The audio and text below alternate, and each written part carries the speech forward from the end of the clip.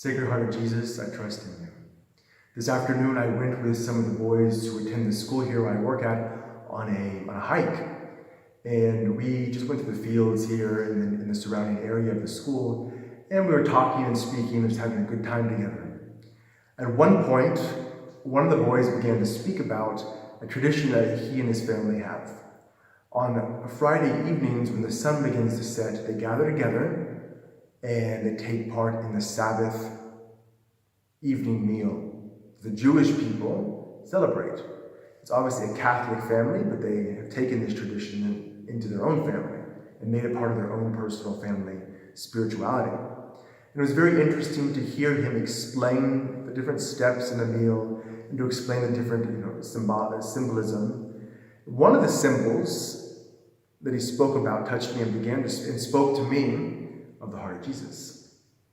He said that at the beginning of the meal, there are little chalices that are filled to the brim with wine.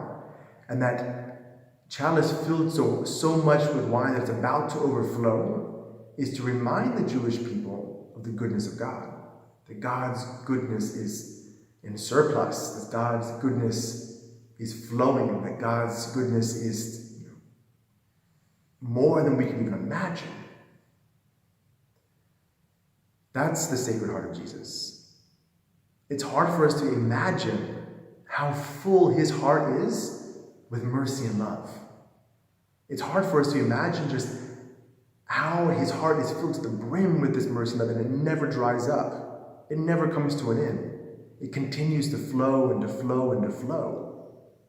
That should give us a lot of hope, and it should engender within us a deep trust in Christ. Because we know that love is always there. His heart is filled to the brim with love and it never dries up.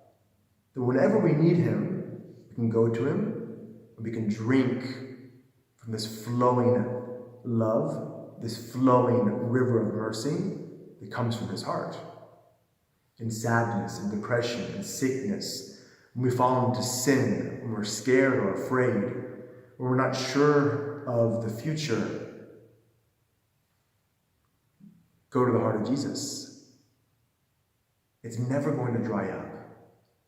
The mercy and love is always there for you. All you have to do is go to him.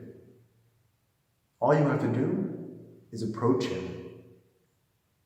If you do go to him, if you do approach him, you can be sure that overflowing river of mercy and love will quench your thirst, will satisfy you, will help you, will heal you, will forgive you, will direct you and enlighten you, will warm you and satisfy you.